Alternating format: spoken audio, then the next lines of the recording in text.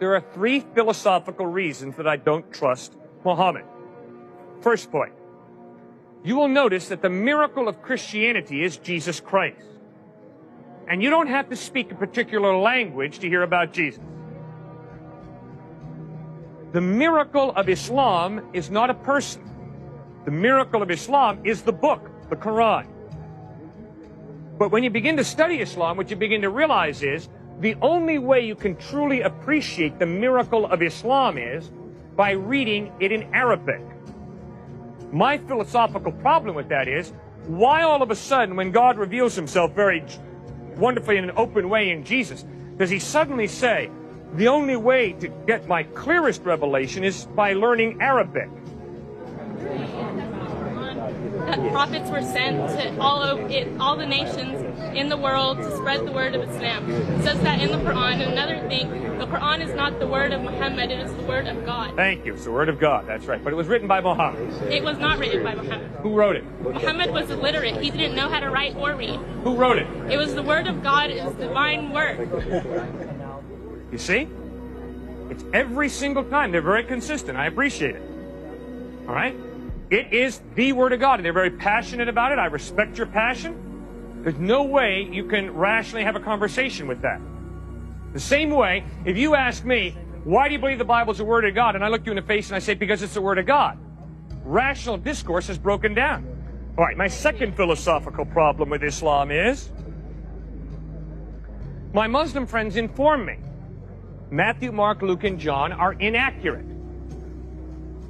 They're perverted gospels. In fact, it's been changed, they will say. Right, exactly. So then obviously the next question is, well, where are the unperverted ones? Unfortunately, my Muslim friends cannot produce the unperverted ones. Instead, what my Muslim friends ask me to believe is that a revelation that Muhammad had 500 years after Jesus, which obviously means Muhammad never met Jesus, that book, the Quran, is a more accurate presentation of the historical Jesus than the Gospels written by the eyewitnesses. Well, I'm sorry. Whenever I want to study an historical person, I don't go running to a guy who lived 500 years after the fact. I want to go to the eyewitnesses. I'm not going to trust Martin Scorsese to be my primary source of information about Jesus. Martin Scorsese never met Jesus, neither did Cecil B. DeMille. I'm going to go back to Matthew, Mark, Luke, and John, who live in the first century, to be my primary source of information about Jesus. Third point. My third philosophical problem with Islam is, my Muslim friends have great respect for Jesus. In fact, my Muslim friends respect Jesus far more than the typical American does. My Muslim friends believe that Jesus was born of a virgin, that he ascended to heaven, and that he's coming back a second time.